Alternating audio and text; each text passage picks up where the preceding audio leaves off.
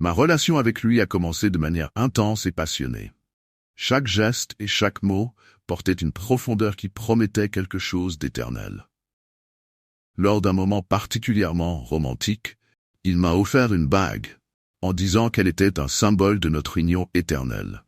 Il a décrit l'anneau avec une révérence presque religieuse, comme s'il s'agissait d'un talisman magique scellant notre amour pour toujours. Je me souviens de l'éclat dans ses yeux lorsqu'il parlait de la signification spéciale qu'il attribuait à ce bijou. Cependant, les choses ont pris une tournure inattendue et turbulente.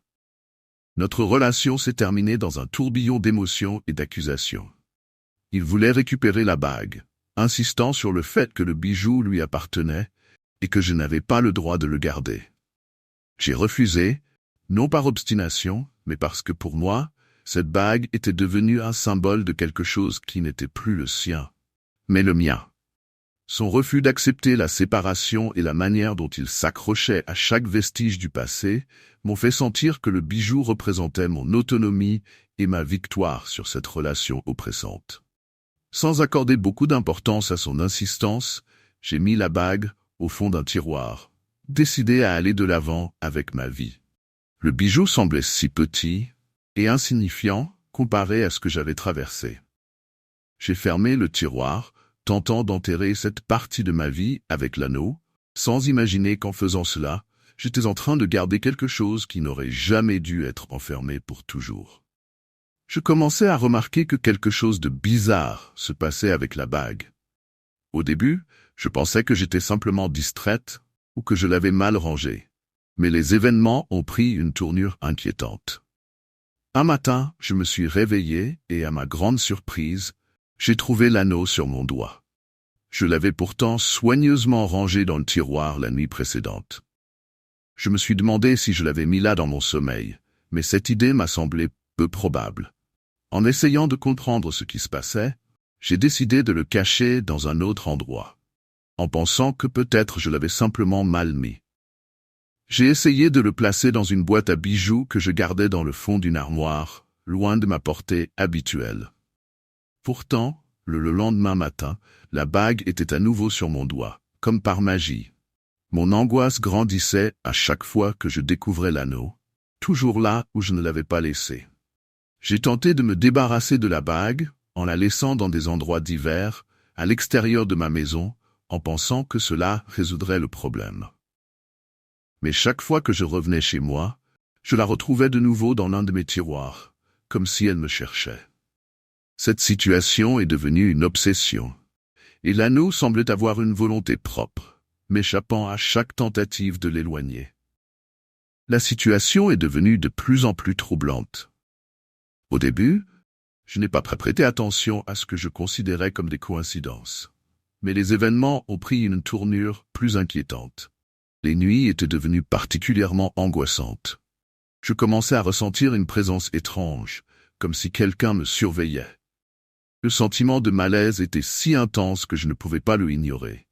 Un soir, alors que je dormais profondément, je me suis réveillé en sursaut, le cœur battant la chamade. Je sentais une pression sur mon bras, comme si quelqu'un tentait de m'arracher la bague du doigt. Mon esprit était embrouillé par la confusion et la peur, et je me suis rapidement rendu compte que je n'étais pas en train de rêver. Le contact était réel, et l'intensité de la sensation m'a glacé le sang. Je me suis levé en panique, mais la présence avait disparu aussi soudainement qu'elle était apparue. À partir de ce moment, chaque nuit devenait une épreuve. Je me réveillais fréquemment en sentant des mains invisibles essayer de retirer la bague. J'ai essayé de la retirer moi-même, de peur que cela n'aggrave les choses, mais elle restait obstinément accrochée à mon doigt. C'était comme si elle avait été scellée par une force surnaturelle que je ne pouvais comprendre ni contrôler. Les jours passaient, et le sentiment de malveillance se renforçait. Je ressentais une présence constante, invisible, mais omniprésente, comme si quelque chose ou quelqu'un m'observait en permanence. Cette sensation de surveillance constante est devenue un fardeau pesant sur mon esprit, rendant chaque moment seul une épreuve de résistance face à une peur indescriptible. Les objets autour de moi semblaient se déplacer d'eux-mêmes, et les bruits inexplicables dans la maison accentuait ce sentiment de terreur. Face à cette situation de plus en plus terrifiante, j'ai décidé de chercher de l'aide.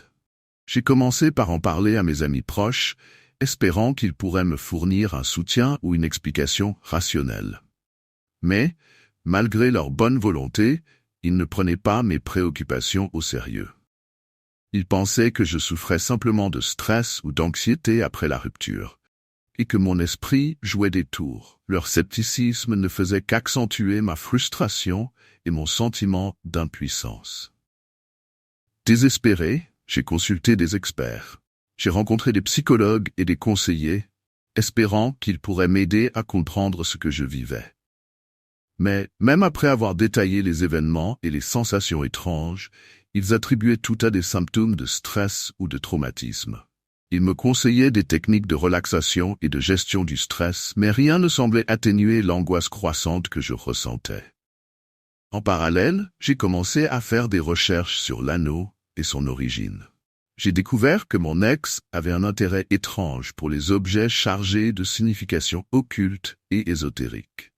Il semblait fasciné par les légendes et les symboles anciens, et je me demandais si l'anneau n'était pas lié à quelque chose de plus sinistre que je n'avais pas envisagé.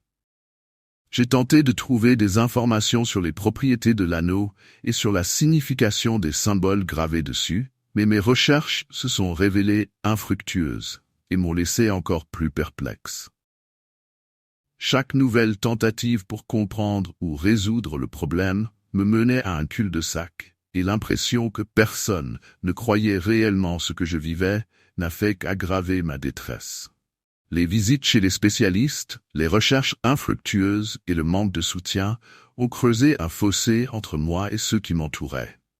Finalement, je me suis senti complètement isolé, en proie à une terreur inexpliquée dont je ne pouvais échapper, avec l'anneau devenant de plus en plus un symbole de ma propre impuissance face à l'inconnu. Une nuit, alors que la terreur était devenue une constante dans ma vie, j'ai vécu l'expérience la plus effrayante de toutes. J'étais allongé dans mon lit, épuisé par le stress constant, lorsque je me suis réveillé en sursaut, comme si une main invisible m'étranglait. Mon cœur battait à tout rompre, alors que je réalisais que la pression sur mon bras était plus forte que jamais. C'était comme si quelqu'un essayait de m'arracher la bague du doigt, de manière désespérée. Je suis descendu du lit, tremblante, pour essayer de comprendre ce qui se passait. Le silence de la maison était oppressant. Les bruits étranges que j'avais entendus par le passé semblaient maintenant plus clairs et plus menaçants. La sensation d'une présence omniprésente était maintenant accompagnée de chuchotements indistincts que je ne pouvais pas identifier. Je me suis dirigé vers le tiroir où je gardais la bague, espérant que la distance physique pourrait me fournir un soulagement. Mais la bague était toujours là, comme si elle me narguait. Mon esprit était envahi par la peur, et l'idée que quelque chose de maléfique se cachait derrière cet objet semblait de plus en plus plausible. En essayant de faire face à ma terreur, j'ai pris une décision désespérée. Je me suis assise dans le salon, la bague en main, en espérant que cette confrontation directe pourrait résoudre le problème. Les heures passaient, et la peur n'a fait que croître.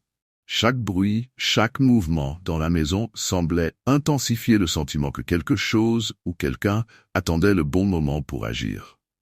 Je me suis rendu compte, alors que la nuit avançait, que je ne pouvais plus me débarrasser de la bague. Elle était devenue une partie de moi. Une connexion constante avec une force que je ne comprenais pas. L'idée que la promesse d'éternité faite par mon ex pour être littérale m'a envahi. Le sentiment de ne jamais pouvoir échapper à cette entité invisible, qui semblait se nourrir de ma peur, est devenu insupportable. La terreur est devenue ma compagne constante. Et la bague, ce symbole d'une relation passée, était maintenant un ancrage pour quelque chose de bien plus sinistre. Depuis le début, ma relation avec lui était intense, comme si nous étions destinés à nous rencontrer. Il avait une manière de parler qui me captivait. Une façon de me regarder qui me faisait sentir que le monde autour de nous disparaissait. Tout semblait magique, et d'une certaine manière, ça l'était. Je me suis totalement investi, croyant que c'était quelque chose de spécial, peut-être même unique, et pendant un temps, ça l'a été. C'était pour notre premier anniversaire ensemble qu'il est arrivé avec la bague. Nous étions à un dîner aux chandelles, dans un petit restaurant chaleureux où nous avions l'habitude d'aller. Je me souviens encore du léger tintement des couverts, de la douce lumière vacillante des bougies, comme si le temps s'était ralenti rien que pour nous. Il a soudainement pris ma main, interrompant la conversation banale que nous avions. Ses yeux, d'habitude calmes, étaient fixés sur les miens avec une intensité presque troublante. Il a sorti une petite boîte en velours noir de sa poche et l'a ouverte, révélant une alliance en argent avec un design simple, mais qui dégageait une aura presque hypnotique. À l'intérieur, il y avait gravé « pour toujours ». Je me souviens que mon cœur a commencé à battre plus fort quand il a prononcé ces mots. C'est plus qu'une bague. C'est une promesse d'éternité. Il l'a dit avec un tel sérieux, une telle conviction, que pendant un moment, j'ai vraiment cru que nous étions en train de sceller quelque chose d'éternel, au-delà de la vie, au-delà de tout ce que je pouvais comprendre à ce moment-là. La bague semblait lourde dans ma main quand je l'ai mise à mon doigt, comme si elle portait plus que juste notre histoire. C'était comme si j'acceptais un pacte. Je n'ai pas remis en question cette sensation à l'époque, pensant que c'était simplement le poids de l'engagement, le poids de l'amour. Mais, comme beaucoup d'histoires d'amour, la nôtre n'a pas résisté au temps. Ce qui avait commencé avec intensité s'est transformé en quelque chose d'étouffant. Il est devenu possessif, contrôlant. Ce qui me faisait sentir spécial auparavant avait commencé à me piéger. Nos disputes sont devenues plus fréquentes et l'affection s'est transformée en ressentiment, jusqu'au jour où je n'ai plus pu supporter. La rupture a été brutale. Il était furieux, comme si j'avais rompu une promesse sacrée. Au milieu de notre dernière dispute, avec le visage déformé par la colère, il a exigé que je lui rende la bague. « Cette bague n'est plus à toi », a-t-il dit en serrant les dents. « Tu as brisé la promesse. » Mais quelque chose en moi m'a empêché de la rendre. Je refusais de la lui rendre, peut-être par orgueil, ou peut-être à cause de quelque chose de plus profond, quelque chose que je ne comprenais pas encore. J'ai rangé la bague au fond d'un tiroir, décidé à oublier tout ce qu'elle représentait. Je ne savais pas encore, à ce moment-là, qu'oublier serait impossible. Après la rupture, j'ai immédiatement rangé la bague. Je l'ai mise dans le fond d'une vieille boîte en bois, au milieu d'autres souvenirs que je voulais oublier. À ce moment-là, j'étais certaine que c'était derrière moi. La relation, la promesse, tout. Je pensais que la simple action de cacher cette bague suffirait à tourner la page. Les premiers jours, rien d'étrange ne s'est produit. Mais après une semaine, j'ai remarqué quelque chose d'inquiétant. Un matin, en sortant de la douche, je l'ai vue. La bague. Elle était posée sur ma table de chevet, juste à côté de mon téléphone. J'étais certaine de l'avoir rangée. Le cœur battant, je l'ai reprise et, avec une certaine nervosité, je l'ai remise dans la boîte, encore plus au fond. Peut-être que je l'avais déplacée sans m'en rendre compte, me disais-je pour me rassurer. Mais ça n'a pas cessé. Chaque nuit, je la retrouvais à un endroit différent de ma chambre. D'abord sur le bureau, puis sur l'oreiller à côté de moi, et une fois même sur la poignée de la porte, comme si elle cherchait à me narguer. Je commençais à me sentir observé, comme si cette bague avait sa propre volonté. Et puis, une nuit, ça s'est intensifié. Je m'étais couché tard, épuisé par une journée de travail, et je m'étais à peine endormi quand je me suis réveillé en sursaut. La sensation était terrifiante. La bague était de nouveau à mon doigt. Je l'avais bien rangée avant de dormir, j'en étais sûr. Mais là, elle était là, froide et lourde, comme si elle n'avait jamais quitté ma main. Je me souviens de la panique qui m'a envahi à ce moment-là. J'ai essayé de la retirer, mais mes doigts tremblaient tellement que j'avais du mal à la faire glisser. Après l'avoir finalement retirée, je l'ai jetée avec une telle force à travers la pièce que le bruit métallique qu'elle a fait en heurtant le mur a résonné dans tout l'appartement. Mais ce n'était que le début. Les choses ont pris une tournure encore plus sombre après cette nuit. Ce qui était auparavant une simple anomalie, la bague réapparaissant dans des endroits improbables, est devenue un cauchemar éveillé. Je ne pouvais plus ignorer ce qu'il se passait. La bague ne voulait pas me quitter, et plus j'essayais de m'en débarrasser, plus elle semblait s'accrocher à moi, comme une ombre insidieuse. Quelques nuits après l'avoir jeté contre le mur, je me suis réveillé en pleine nuit, paralysé par une sensation de poids sur mon bras. Il faisait si froid dans la pièce que mon souffle était visible, bien que ce soit en plein été. D'abord, j'ai cru que c'était un rêve. Mais cette sensation, elle était bien trop réelle. Mon bras gauche était étrangement engourdi, et quand j'ai essayé de bouger, j'ai ressenti une résistance, comme si quelque chose ou quelqu'un le tenait fermement. Mon cœur battait à tout rompre. Je n'osais pas ouvrir les yeux, mais la sensation était trop forte, trop physique pour être ignorée. Lentement, j'ai senti des doigts invisibles glisser le long de ma peau, saisissant mon poignet. Puis, avec une lenteur terrifiante, ils ont commencé à tirer, tentant de retirer la bague qui était, une fois de plus, sur mon doigt. J'ai ouvert les yeux d'un coup, suffoquant de peur, et j'ai regardé autour de moi. La chambre était vide, mais le poids de la présence était indéniable. C'était comme si quelque chose se cachait dans les ombres, attendant que je retombe dans le sommeil pour continuer son sinistre travail. Je ne savais plus quoi faire. Chaque nuit devenait un combat contre cette entité invisible qui voulait, d'une manière ou d'une autre, garder la bague sur moi.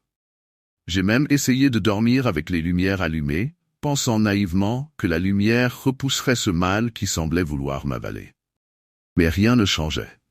Le pire, c'était cette constante sensation d'être observé. Où que j'aille dans l'appartement, je sentais des yeux sur moi, scrutant chacun de mes mouvements, comme si quelque chose attendait, patientait dans l'ombre. Je ne pouvais plus supporter la présence de cette bague maudite. Chaque jour, elle semblait me lier davantage à quelque chose que je ne pouvais ni voir, ni comprendre. Il fallait que je m'en débarrasse, peu importe le prix.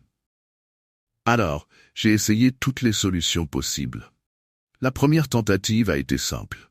Je l'ai mise dans une petite boîte en métal, scellée avec du ruban adhésif, et je l'ai cachée dans une des boîtes de mon grenier. Mais le lendemain matin, elle était de retour. Non pas sur la table de chevet cette fois, mais à mon doigt.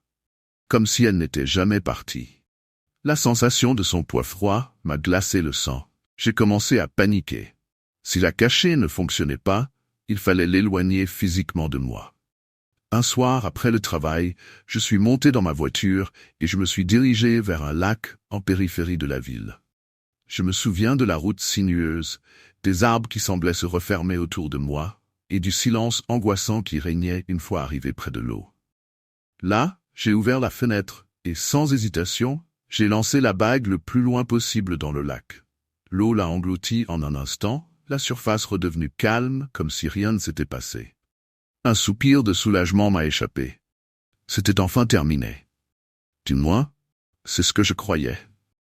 Cette nuit-là, je me suis couché avec l'impression d'avoir retrouvé un semblant de paix. Mais au milieu de la nuit, je me suis réveillé en sursaut, le cœur battant à tout rompre. J'ai levé ma main gauche et là, dans l'obscurité, elle brillait faiblement, la bague à nouveau autour de mon doigt. Elle était de retour. Je l'avais jetée à des kilomètres de chez moi, et pourtant elle était là, comme si elle ne m'avait jamais quitté. J'ai senti un frisson glacé me parcourir le corps. Ma frustration et ma peur se sont rapidement transformées en désespoir. J'ai décidé que je devais la détruire. Alors j'ai tenté de la brûler. Je me suis rendu dans la cuisine, allumant tous les feux de la cuisinière. La flamme était vive et je me suis dit que le métal fondrait, que je pourrais me libérer. Mais même après l'avoir maintenue dans les flammes pendant plusieurs minutes, la bague ne montrait aucun signe de dommage. Pas une égratignure, pas une seule trace de brûlure. Déterminé, j'ai cherché un marteau dans le garage et avec toute ma force, je l'ai frappé. Mais à chaque coup, le marteau rebondissait sans laisser la moindre marque sur la bague. C'était comme si elle défiait les lois de la physique, comme si elle était indestructible. Mes mains tremblaient de rage, mes yeux se remplissaient de larmes de frustration. À ce moment-là, j'ai compris que je n'étais plus seulement face à un objet. Cette bague, ce lien éternel, était bien plus qu'un simple symbole d'amour brisé. Elle avait quelque chose de profondément malsain, quelque chose de vivant. Et ce quelque chose ne me laisserait jamais partir. La peur a pris une nouvelle dimension. Ce n'était plus seulement la bague, mais une présence invisible, tapie dans les coins sombres de mon appartement que je sentais, qui m'observait à chaque instant. Après avoir tenté l'impossible pour me débarrasser de la bague, j'ai compris qu'elle ne partirait jamais. Elle était devenue une partie de moi, comme une chaîne invisible qui me liait à quelque chose d'outre-tombe. La peur ne me quittait plus, et cette sensation d'être observé, traqué, était omniprésente. Ce n'était plus seulement la bague, c'était ce quelque chose qui semblait attendre patiemment dans l'ombre, guettant le bon moment pour frapper. Les nuits sont devenues insupportables. Je ne dormais presque plus, de peur de ce que je pourrais ressentir ou voir en fermant les yeux. Une nuit, alors que je luttais pour ne pas sombrer dans le sommeil, j'ai senti un souffle glacé effleurer ma nuque, comme si une présence était juste derrière moi, prête à me toucher. Mon corps s'est figé, paralysé par la terreur. Chaque muscle semblait soudé à mes os, incapable de bouger. Puis, ça a commencé. Doucement, je sentais le matelas se déformer à mes côtés, comme si quelqu'un s'asseyait lentement, juste à côté de moi. Mon cœur battait si fort que j'avais l'impression qu'il allait éclater. Je n'osais pas ouvrir les yeux. Le poids s'intensifiait, se rapprochait de moi, jusqu'à ce que je sente clairement une pression sur mon bras gauche, celui qui portait la bague. C'était comme si des doigts invisibles effleuraient ma peau, frôlant doucement le métal froid de l'anneau. Il ne cherchait plus à l'arracher. Non. Maintenant, il le caressait, presque avec tendresse, comme s'il l'appréciait. J'étais paralysé, incapable de faire quoi que ce soit, de lutter contre cette force invisible. Les minutes semblaient des heures, jusqu'à ce que la pression se retire brusquement, me laissant haletante, tremblante sous les couvertures. Les jours suivants, la bague ne m'a pas quitté.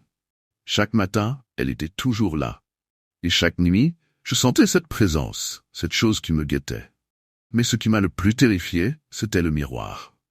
Je l'avais évité depuis des jours, mais un matin, en passant devant par inadvertance, j'ai remarqué quelque chose d'étrange. Mon reflet me semblait différent. D'abord, c'était imperceptible, mais plus je fixais mon image, plus j'étais persuadé que quelque chose n'allait pas.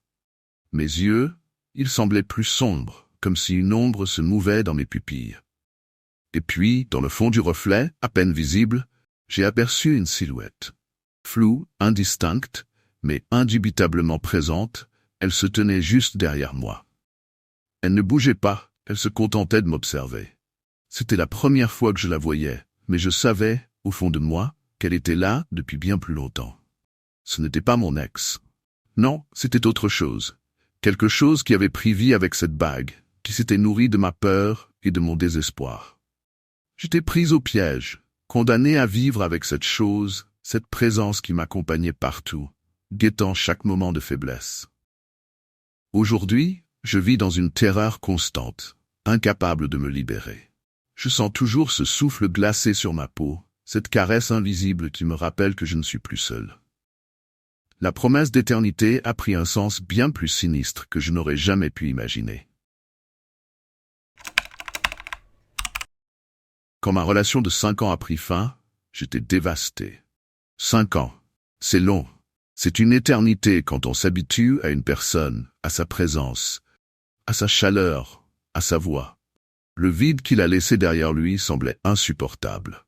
Chaque jour était un combat pour simplement sortir du lit, pour me convaincre que la vie continuerait, que la douleur finirait par s'atténuer. Un matin, alors que je sortais pour aller travailler, j'ai trouvé un bouquet de fleurs posé devant ma porte. Des roses rouges, mes préférées. Immédiatement, j'ai pensé que c'était lui. Une tentative maladroite de se faire pardonner. Je n'y ai pas pensé plus longtemps, me disant que c'était peut-être son moyen de s'excuser, de montrer qu'il regrettait notre rupture. Les jours suivants, d'autres cadeaux ont commencé à apparaître.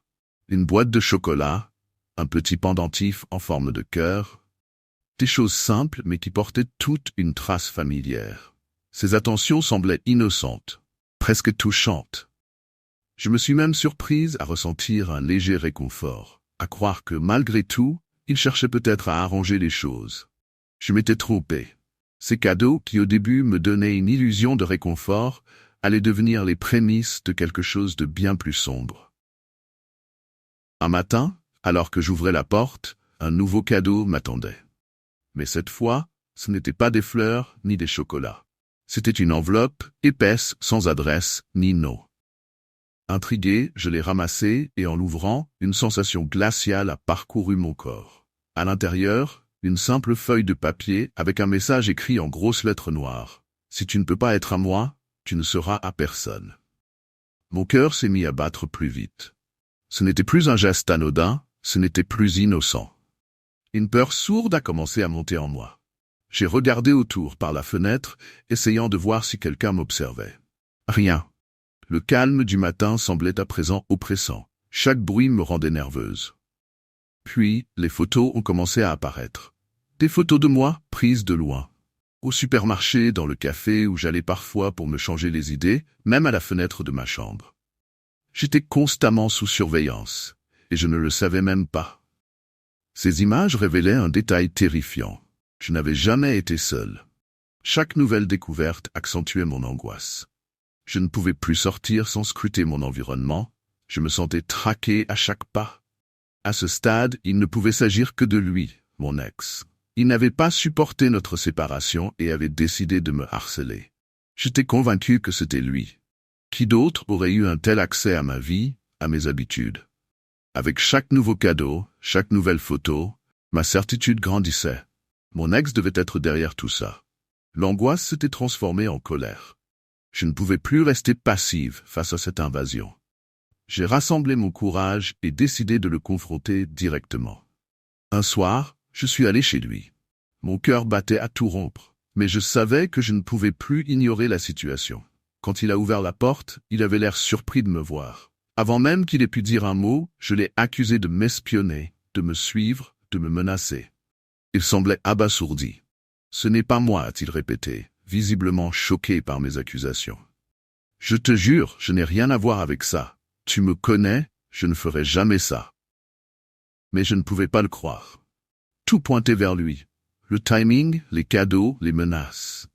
Il devait mentir. Mes accusations étaient suffisamment graves pour que la police intervienne. Après ma plainte et les preuves que j'avais accumulées, ils l'ont arrêté provisoirement pour enquête.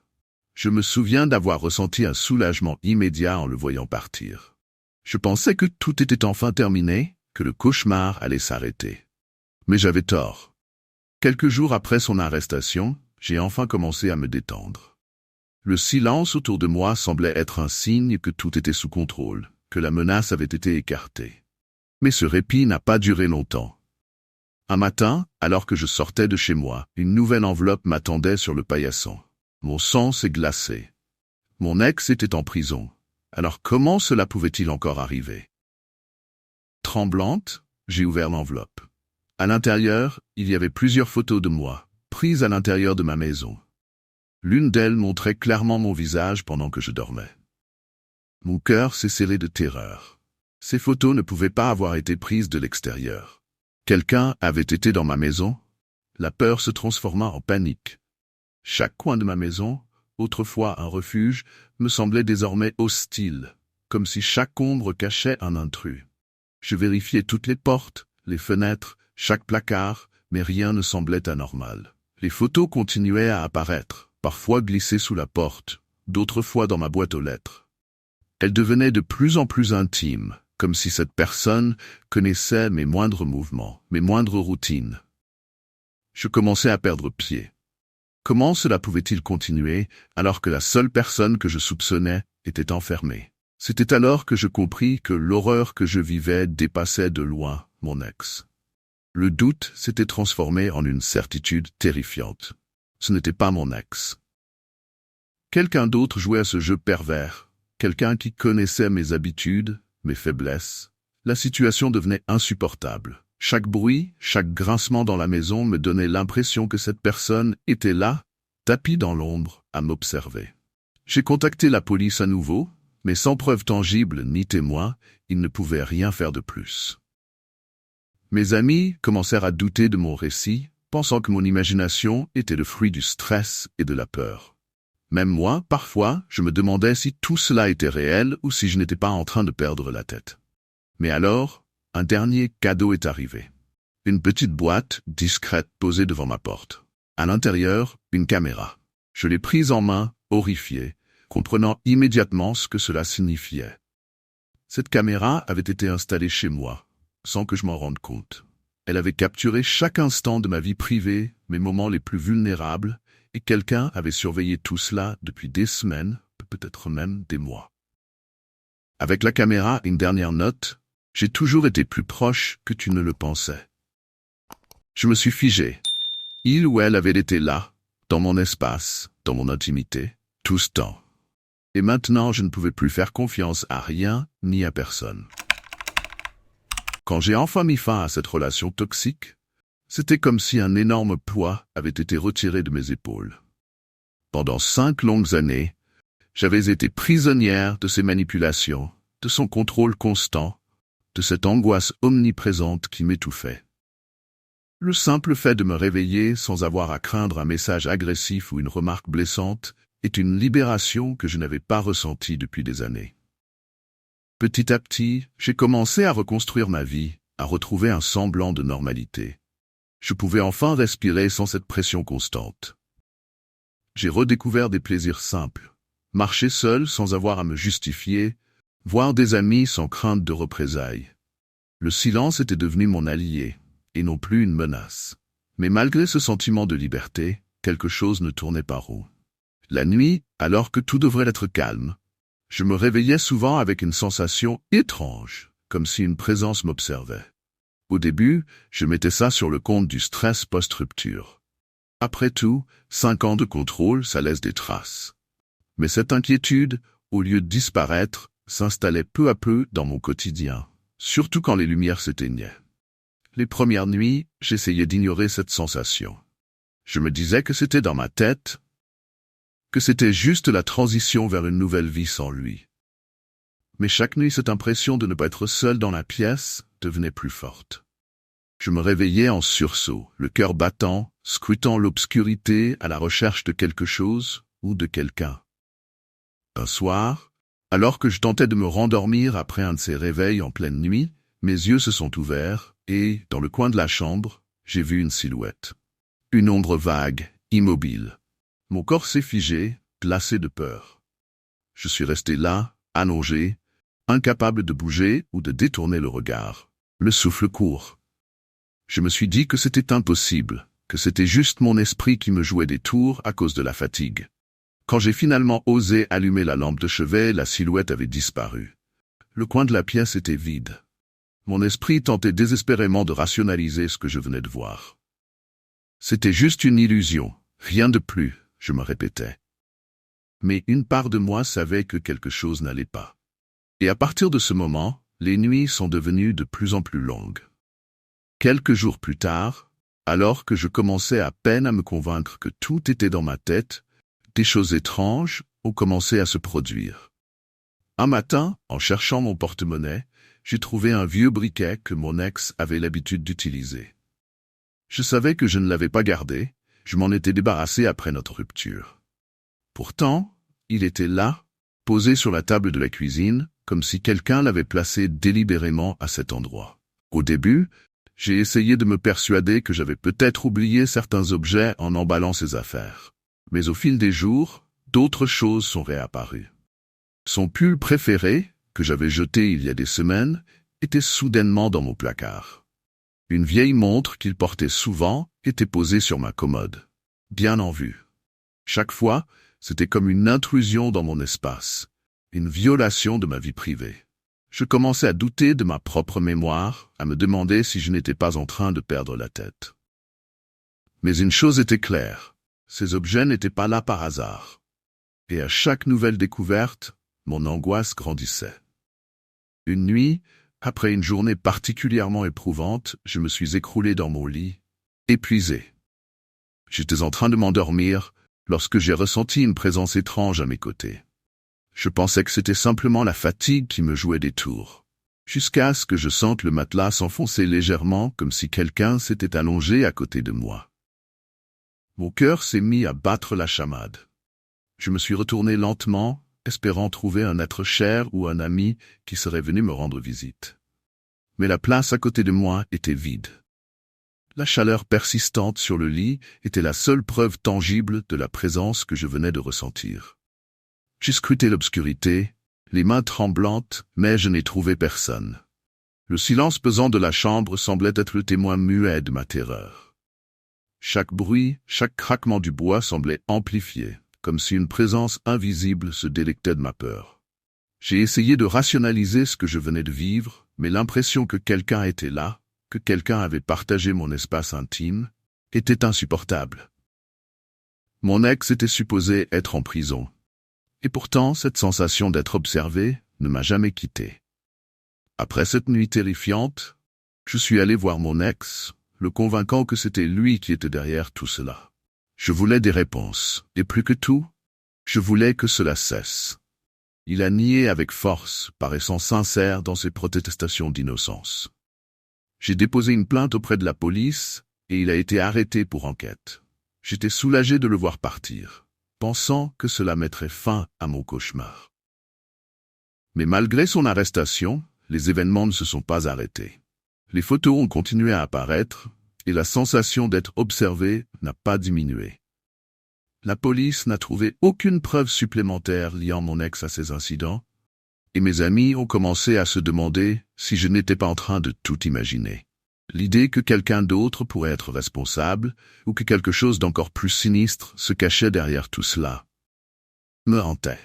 Je passais mes nuits à vérifier les portes et les fenêtres, chaque craquement me plongeant dans un état de paranoïa. Les objets perdus et retrouvés continuaient à apparaître dans ma maison. La peur omniprésente et l'incapacité de comprendre ce qui se passait me plongeaient dans une spirale d'angoisse sans fin. La dernière photo reçue, qui montrait ma chambre sous un angle que je ne pouvais pas identifier, confirmait que quelqu'un, quelque part, savait exactement ce que je vivais. La présence invisible qui m'observait ne m'a jamais quitté, laissant un sentiment de terreur persistante et une question lancinante. Si ce n'était pas lui, alors qui était vraiment derrière tout cela? Quand mon ex est parti, j'ai enfin pu respirer. Notre relation avait été un véritable cauchemar. Il voulait tout contrôler, du moindre de mes gestes à chaque mot que je prononçais. Je me sentais piégé, comme si ma vie ne m'appartenait plus. Quand il a finalement fait ses valises, j'ai ressenti un soulagement profond, presque euphorique. Pour la première fois depuis des années, je pouvais être moi-même dans ma propre maison. La paix. Le silence. C'était presque trop beau. Les premiers jours, je savourais cette solitude comme une victoire. Tout était en place, tout semblait enfin à sa place. Au début, ce n'était presque rien. Une tasse déplacée, un livre posé sur une étagère différente. Des détails si infimes que j'ai d'abord pensé que c'était moi, distraite. Peut-être que je perdais un peu mes repères avec tout ce que j'avais traversé. Puis, il y a eu les lumières. Je les éteignais avant de me coucher, mais parfois, en me levant le matin, l'une d'elles était allumée. Je me disais que j'avais dû oublier. C'était possible, non? Le stress, la fatigue, les souvenirs de cette relation toxique, ça pouvait bien jouer des tours à mon esprit. Mais ces petits incidents devenaient de plus en plus fréquents. Chaque fois, un malaise grandissait en moi. Ce n'était jamais assez flagrant pour être alarmant, mais c'était là, présent, presque sournois. Comme si quelque chose ou quelqu'un essayait de me rendre folle, doucement, lentement. Un soir, en rentrant du travail, j'ai remarqué quelque chose de différent. Cette fois, ce n'était pas une tasse déplacée ou une lumière allumée. Non, c'était bien plus étrange. Devant la porte d'entrée, il y avait des traces de pas, des marques de boue séchée qui n'étaient pas là ce matin. Mon cœur s'est mis à battre à tout rompre. Je savais que je n'avais pas marché dans la boue et personne d'autre n'avait accès à la maison, à part lui. Une idée terrifiante s'est imposée. Et s'il avait gardé un double des clés? S'il revenait pendant mon absence? Cette pensée m'a glacé le sang. J'ai appelé la police, convaincu que c'était la seule explication. Mais ils n'ont rien trouvé. Pas de preuve d'effraction, rien de suspect. Mon ex avait un alibi, et sans preuve concrète, il ne pouvait rien faire. Je commençais à douter de moi-même. Pourtant, je savais que quelque chose n'allait pas. Ces traces de pas, je ne les avais pas imaginées. Après la visite de la police, j'ai essayé de me convaincre que tout cela n'était qu'une coïncidence, que peut-être j'avais exagéré la situation. Mais en vérité, rien ne me semblait normal. Le malaise persistait, s'intensifiait même. Je devenais de plus en plus nerveuse, constamment sur le qui-vive. Chaque petit bruit me faisait sursauter, chaque ombre me mettait mal à l'aise. Puis, une nuit, alors que j'étais seul à la maison, j'ai entendu quelque chose d'inexplicable. Des pas. Lents, distincts. Ils venaient de l'étage supérieur. Mon cœur s'est arrêté. Je me suis figé, espérant avoir mal entendu, mais le bruit a continué. Des pas qui se déplaçaient dans le couloir, juste au-dessus de moi. C'était impossible. J'étais seul, j'en étais certaine. Chaque fibre de mon être me hurlait de ne pas monter, mais je ne pouvais pas rester là sans rien faire. Je me suis levé doucement, mes mains tremblaient tandis que j'avançais vers l'escalier.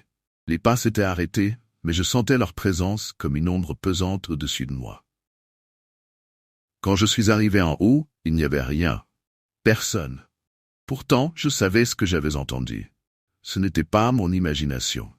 Quelqu'un ou quelque chose se promenait dans cette maison, que je le vois ou non. Les nuits suivantes, les bruits sont revenus. Parfois des pas, parfois des craquements, comme si le bois du sol se pliait sous le poids de quelqu'un. Je restais en bas, trop terrifié pour monter, mais incapable de dormir, fixant le plafond en écoutant ces sons qui me hantaient. Une nuit, les bruits étaient plus forts que d'habitude. Les pas étaient plus lourds, plus insistants. J'ai senti un frisson glacé parcourir ma colonne vertébrale. Cette fois, je ne pouvais plus ignorer ce qui se passait. Quelque chose, ou quelqu'un, se cachait dans ma maison. L'angoisse me dévorait, mais je savais que je devais comprendre. Je devais affronter la peur. Je suis monté à l'étage, une lampe de poche tremblante dans la main, chaque pas me semblant un supplice. Le couloir était sombre et silencieux, mais je pouvais sentir que je n'étais pas seul. Je me suis approché du placard du couloir, là où les bruits semblaient s'arrêter chaque fois. Mon souffle était court et mes mains moites tremblaient en saisissant la poignée. J'ai ouvert la porte, m'attendant à tout. Rien. Le placard semblait vide, mais en y regardant de plus près, j'ai remarqué une trappe, dissimulée derrière quelques vieilles boîtes. Comment avais-je pu ne jamais la voir? Mon cœur battait si fort que j'en avais mal à la poitrine. Avec une lenteur presque insupportable, j'ai ouvert la trappe. Elle menait à un petit espace, une sorte de cachette dans le grenier. Et là, l'horreur m'a frappé. Il y avait des restes de nourriture, un vieux matelas sale, des vêtements. Quelqu'un vivait ici. Pendant tout ce temps, j'avais partagé ma maison avec un intrus, caché juste au-dessus de moi, m'observant sans que je le sache. L'idée m'a donné la nausée. Je me suis précipité hors de la pièce, paniqué, mais dans ma fuite, j'ai entendu un bruit derrière moi. Un raclement, comme si quelque chose se déplaçait dans l'ombre. Je me suis retourné, mais il n'y avait personne. Pourtant, je pouvais sentir cette présence, pesante, presque palpable. Je n'ai jamais su qui c'était, ni comment il avait pu rester caché si longtemps. Mais depuis ce jour, les bruits ne se sont jamais vraiment arrêtés. Parfois, dans le silence de la nuit, j'entends encore des pas au-dessus de moi. Et je sais que je ne suis jamais vraiment seul. Je me souviens du jour où nous avons rompu, un poids énorme s'est envolé de mes épaules. Notre relation était devenue toxique, et j'avais l'impression d'étouffer, coincé dans une spirale sans fin. Quand c'était enfin terminé, j'ai pensé que j'allais pouvoir retrouver un semblant de tranquillité, reconstruire ma vie, loin de ces manipulations et de ces colères imprévisibles. Puis, quelques mois plus tard, j'ai appris qu'il avait eu un accident de voiture. Il était mort sur le coup, m'a-t-on dit. J'étais sous le choc, bien sûr, mais en même temps, il y avait cette sensation étrange, presque honteuse, de soulagement. Comme si c'était enfin fini, pour de bon. Plus de peur de recevoir un de ces appels tard dans la nuit, plus de messages venimeux ou d'apparitions inattendues à ma porte. Je pouvais enfin respirer, me disais-je. Mais cette peine n'a pas duré longtemps.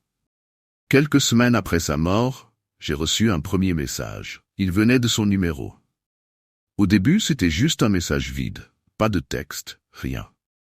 J'ai pensé que c'était une erreur, peut-être un bug ou quelque chose du genre, mais je savais que ce numéro était le sien. Celui que j'avais supprimé de mes contacts, mais que je ne pourrais jamais vraiment oublier. Je n'y ai pas trop prêté attention et j'ai effacé le message. Puis un autre est arrivé, quelques jours plus tard. Toujours vide. Mon cœur a commencé à battre un peu plus vite, mais j'ai essayé de rester rationnel. C'était sûrement une mauvaise blague ou quelqu'un qui avait récupéré son ancien numéro, même si l'idée me paraissait improbable. Ensuite, les photos ont commencé à arriver. Des photos de nous, ensemble. Des moments de notre relation, certains dont j'avais presque réussi à effacer le souvenir. Là, sur mon écran, il y avait cette photo de nous deux, souriants, prise lors de notre premier week-end à la campagne. Et en dessous, juste 3 mots, reviens à moi. Mon sang s'est glacé. Quelqu'un devait être en train de me faire une farce macabre. Il n'y avait pas d'autre explication. Mais à chaque fois que je regardais ce message, je sentais une boule se former dans ma gorge. Pourquoi maintenant? Pourquoi lui? L'angoisse grandissait en moi, alors j'ai décidé d'agir. J'avais besoin de réponses, de me rassurer, de prouver que tout cela n'était qu'une mauvaise coïncidence. J'ai appelé l'opérateur pour vérifier le numéro. Peut-être que quelqu'un l'avait récupéré après sa mort, et cette personne, par hasard ou par malveillance, jouait avec mes nerfs. La voix au bout du fil était calme, presque mécanique. Après quelques minutes d'attente, elle m'a confirmé ce que je craignais. Le numéro a été désactivé peu de temps après son décès. Mon cœur s'est arrêté un instant. Ce n'était pas possible. Si le numéro était désactivé, qui m'envoyait ces messages? Je me suis même assuré que le numéro n'avait pas été réattribué. Mais non, personne d'autre ne pouvait l'utiliser. Cette révélation m'a glacé jusqu'aux os. Ce n'était plus une blague, ce n'était plus une farce de mauvais goût. Ce numéro, ce téléphone, ne devrait plus exister. Pourtant, les messages continuaient. Les appels ont commencé à arriver peu après. La première fois, je pensais que c'était une erreur. Quand j'ai décroché, il n'y avait personne au bout du fil. Juste un silence oppressant, interrompu par une respiration lente et régulière. Mon cœur s'est emballé. Je raccrochai précipitamment, la sueur perlant sur mon front.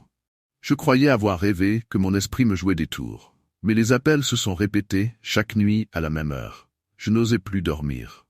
À chaque sonnerie, une peur viscérale me saisissait. Quand je répondais, c'était toujours la même chose. Ce souffle, lourd et désespéré. Parfois, il me semblait même entendre des bruits de fond, comme si quelqu'un était chez moi, se déplaçant lentement. La situation est devenue insupportable. Je ne pouvais plus ignorer les bruits de pas dans la maison, les objets déplacés, les portes qui grinçaient. Le téléphone sonnait à des heures incongrues, et à chaque fois, la respiration persistait. Plus proche, plus oppressante. Mon appartement est devenu une prison, et l'angoisse était devenue mon unique compagne. La situation a atteint son paroxysme avec une dernière série de messages. Les photos continuaient à arriver, mais cette fois-ci, les légendes étaient de plus en plus claires, de plus en plus désespérées. Reviens à moi était devenu un cri plaintif, récurrent. Un soir, alors que je m'apprêtais à me coucher, le téléphone a sonné une fois de plus. J'ai hésité, puis j'ai décroché. La voix que j'ai entendue était déformée par une sorte de souffle, mais je l'ai reconnue. C'était lui, ou du moins, c'était sa voix. « Reviens à moi », murmura-t-il, le ton tiré et brisé. La terreur m'a envahi, mes jambes ont failli me lâcher. Il n'y avait plus de place pour le doute. Ce n'était pas une farce. J'ai tout essayé pour échapper à cette présence, j'ai même envisagé de déménager, de tout laisser derrière moi. Mais chaque nuit, le téléphone sonnait, et chaque fois que je répondais, c'était le même appel désespéré. La frontière entre le monde des vivants et celui des morts semblait s'être effondrée, et je me retrouvais prise dans un cauchemar dont je ne pouvais échapper. Je savais maintenant que le vrai terroriste n'était pas la mort elle-même, mais la possibilité qu'il ne soit jamais vraiment parti.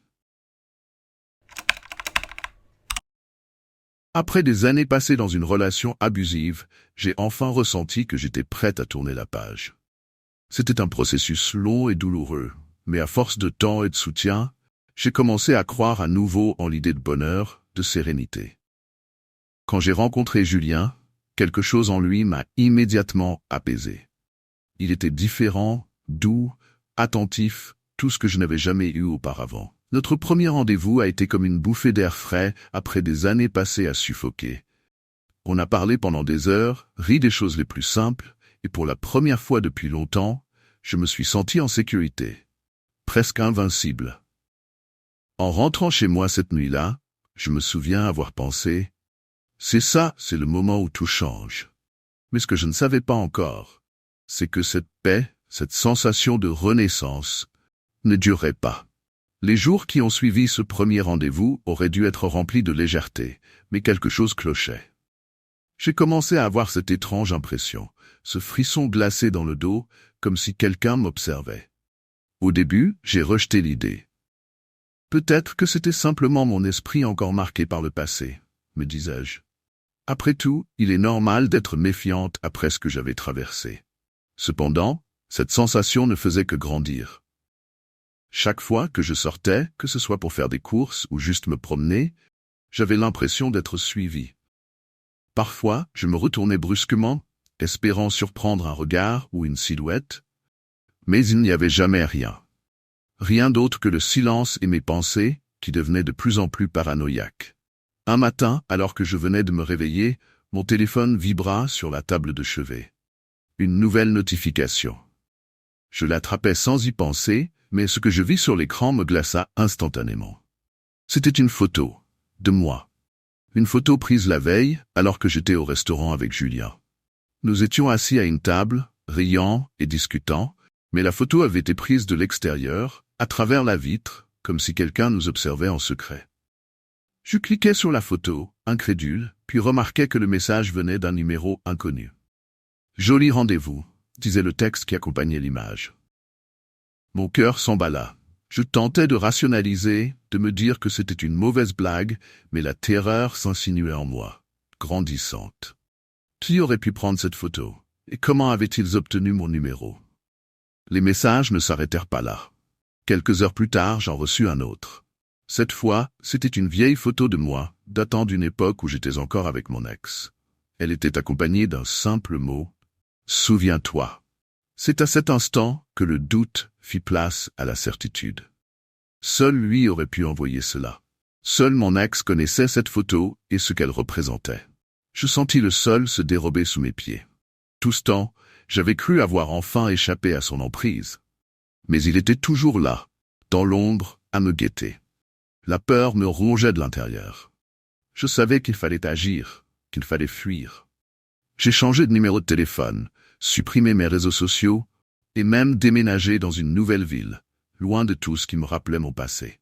Je pensais qu'avec ces mesures, je réussirais à lui échapper, à retrouver un semblant de normalité. Les premiers jours dans ma nouvelle vie furent calmes. Le silence de son absence me donnait l'illusion que j'avais enfin réussi. Je sortais à nouveau, essayais de reprendre une routine. Pourtant, au fond de moi, l'angoisse persistait, comme une ombre prête à surgir à tout moment. Puis, un matin, alors que je commençais à baisser ma garde, une nouvelle photo arriva sur mon téléphone. C'était moi, sortant de mon nouvel appartement. Mon cœur se serra dans ma poitrine. Comment m'avait-il retrouvé? Je venais à peine de m'installer ici. Il me traquait comme un prédateur patient, prêt à frapper au moment où je me sentirais en sécurité. Les messages recommencèrent. Ils étaient plus fréquents, plus personnels, comme s'il était toujours là, tout près, invisible, mais omniprésent. Chaque message était une torture, me rappelant que peu importe où j'allais, il me retrouverait toujours. Les jours suivants, les messages se firent de plus en plus nombreux, et leur contenu devenait terrifiant. Ce n'étaient plus seulement des photos de moi, mais des menaces voilées, des phrases qui évoquaient des souvenirs douloureux de notre relation. Il écrivait comme s'il était là, juste à côté de moi, observant chacun de mes mouvements. « Je sais où tu es. On ne se débarrasse pas de moi si facilement. » Chaque mot résonnait comme un coup de poignard. Une nuit, je me réveillais en sursaut, trempé de sueur, le cœur battant à tout rompre. Une sensation de panique m'envahit, comme si quelque chose de terrible allait se produire. Je saisis instinctivement mon téléphone. Un nouveau message m'attendait. Je l'ouvris en tremblant. C'était une photo, mais cette fois, elle était prise de l'intérieur de mon appartement. De ma chambre. La peur me paralysa. Comment avait-il pu entrer ici? Je scrutais la pièce autour de moi, cherchant la moindre trace de sa présence, mais tout semblait normal.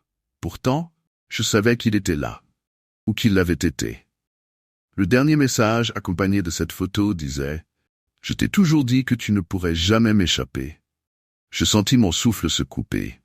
À ce moment-là, je compris qu'il n'y avait plus de fuite possible. Peu importe où j'allais, ce cauchemar continuerait de me suivre. Salut tout le monde, j'espère que vous avez kiffé les histoires d'aujourd'hui. Si c'est le cas, pensez à mettre un pouce bleu et à vous abonner à la chaîne pour ne rien manquer. Dites-moi en commentaire quelle histoire vous avez préférée ou ce qui vous a le plus marqué. J'adore savoir ce que vous en pensez. Et avant de partir, n'oubliez pas de jeter un œil aux vidéos qui apparaissent à l'écran. Vous allez sûrement adorer. Merci d'avoir regardé et à la prochaine.